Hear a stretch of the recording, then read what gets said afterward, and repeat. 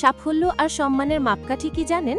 পৃথিবীর ইতিহাসে মাত্র ১২ জন মানুষ আছেন যারা নোবেল শান্তি পুরস্কার, আমেরিকার প্রেসিডেন্সিয়াল মেডেল এবং কংগ্রেসুয়াল গোল্ড মেডেল এই তিনটি সর্বোচ্চ সম্মান অর্জন করেছেন। এই ১২ জনের মধ্যে আমাদের বাংলার এক রত্ন আছেন, ডক্টর মোহাম্মদ ইউনুস। তিনি শুধু বাংলাদেশের নন, সারা বিশ্বের বিস্ময়।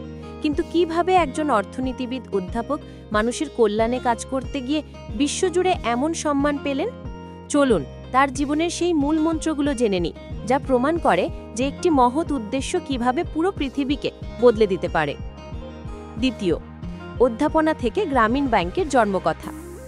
ডক্টর ইউনুসের জন্ম ১৯৪০ সালের ২৮শে জুন চট্টগ্রামের এক সাধারণ পরিবারে। পড়াশোনায় তিনি বরাবরই মেধাবী ছিলেন এবং আমেরিকার ভ্যান্ডারবিল্ট ইউনিভার্সিটি থেকে পিএইচডি করে দেশে ফিরে আসেন। তিনি যোগ দেন চট্টগ্রাম বিশ্ববিদ্যালয়ের অর্থনীতি বিভাগে।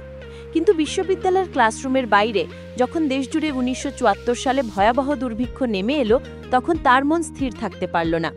তিনি ভাবলেন, শুধু তত্ত্ব পড়িয়ে কী লাভ যদি দেশের সাধারণ মানুষের কষ্ট লাঘব না হয়? এই ভাবনা থেকে শুরু হলো তার এক বৈপ্লবিক উদ্যোগ। মাত্র $২৭ তিনি নিজের পকেট থেকে ৪২ জন দরিদ্র নারীকে ঋণ দিয়েছিলেন, যেন তারা চক্রবৃদ্ধি সুদের জাতাকল থেকে মুক্তি পেয়ে স্বাবলম্বী হতে পারে। এই ছোট পদক্ষেপই ১৯৮৩ সালে জন্ম দেয় গ্রামীণ ব্যাংকের, যা ক্ষুদ্র ঋণ ব্যবস্থার মাধ্যমে কোটি কোটি মানুষের জীবন বদলে দিয়েছে। বিশ্বব্যাপী স্বীকৃতি এবং সম্মান। তার এই ক্ষুদ্র ঋণ মডেল আজ বিশ্বের প্রায় ৪০টিরও বেশি দেশের ১৩০টিরও বেশি প্রতিষ্ঠান অনুসরণ করছে। এই কাজের স্বীকৃতিস্বরূপ ২০০৬ সালে গ্রামীণ ব্যাংক এবং ডক্টর ইউনুস যৌথভাবে নোবেল শান্তি পুরস্কার লাভ করেন। কিন্তু তার প্রভাব শুধু অর্থনীতিতেই সীমাবদ্ধ থাকেনি। অসাধারণ সম্মান। তিনি বিশ্বের প্রায় ৩০টিরও বেশি দেশ থেকে ১৩০টিরও বেশি সম্মাননা এবং বিশ্বের ৪৮টি বিশ্ববিদ্যালয় থেকে সম্মানসূচক ডক্টরেট ডিগ্রি পেয়েছেন। Global icon. আপনি জানলে অবাক হবেন, বিশ্বের ফুটবলের মহাতারকা লিওনেল মেসিও ডক্টর ইউনুসের সাথে ছবি তোলার জন্য লাইনে দাঁড়িয়েছিলেন। অলিম্পিক মশাল।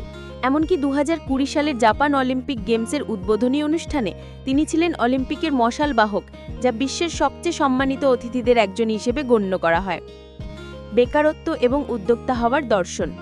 ডক্টর ইউনুস বিশ্বাস করেন, দারিদ্র্য হল মানবিক মূল্যবোধ থেকে বঞ্চিত হওয়া। কিন্তু তার দর্শন কেবল ঋণ দেওয়ার মধ্যে সীমাবদ্ধ ছিল না। তিনি তরুণদের মানসিকতা নিয়ে একটা দারুণ কথা বলেছিলেন। তার মতে, প্রত্যেক মানুষই জন্মগতভাবে একজন উদ্যোক্তা। সমাজ এমনভাবে আমাদের মগজ ধোলাই করে যে আমরা কেবল চাকরি খুঁজতেই বাধ্য হই। তিনি এই মানসিকতাকে আধুনিক দাসত্ব বলে আখ্যা দিয়েছেন। চাকরি নয়, চাকরিদাতা।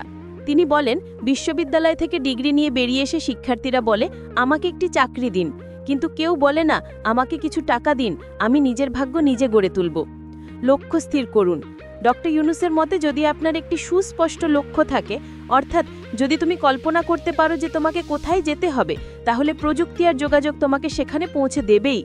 তিনি বিশ্বাস করেন, দেশের প্রতিটি মানুষ যদি চাকরি না খুঁজে চাকরি সৃষ্টিকারী হয়, তাহলে দেশে বেকারত্ব বলে কিছু থাকবেই না। এই ভাবনাগুলোই হলো ৫টি অভ্যেস আপনার জীবন বদলে দেবে, এই মন্ত্রের মূল ভিত্তি। পঞ্চম, ভবিষ্যৎ বাংলাদেশ এবং আমাদের প্রত্যাশা। ডক্টর ইউনুসের মূল স্বপ্ন হল দারিদ্র্য শূন্য, বেকারত্ব শূন্য এবং কার্বন নিঃসরণ শূন্য, এই ৩টি শূন্য নিয়ে একটি সমাজ গড়া। আজকের এই চ্যালেঞ্জিং পরিস্থিতিতে আমাদের দেশের তরুণ সমাজও তার নেতৃত্বকে বেছে নিয়েছে, কারণ তারা বিশ্বাস করে একজন সঠিক মানুষই পারে একটি সুন্দর দেশ গড়ে তুলতে। আমরাও আশা করি তার মতো একজন দূরদর্শী নেতা আমাদের দেশকে বিশ্বের অন্যতম উন্নত ও সভ্য রাষ্ট্র হিসেবে তুলে ধরবেন। আমাদের সকলের উচিত ব্যক্তিগত লাভের কথা ভুলে গিয়ে দেশ নিয়ে ভাবা, যাতে বিশ্ব দরবারে আমরা সম্মানে নিজেদের পরিচয় দিতে পারি। এই পরিবর্তন শুরু হোক আমাদের প্রত্যেকের নিজের মন থেকে। যদি ডক্টর ইউনুসের এই অনুপ্রেরণামূলক জীবন কথা আপনার ভালো লেগে থাকে এবং আপনি অনুপ্রাণিত হন, তাহলে অবশ্যই এই ভিডিওতে একটি লাইক দিন। আর ভবিষ্যতে এরকম আরও কার্যকর সফলতার মূলমন্ত্র জানতে আমাদের পরিবারের সদস্য হতে চ্যানেলটি সাবস্ক্রাইব করে বেল আইকনটি বাজিয়ে রাখুন। ধন্যবাদ।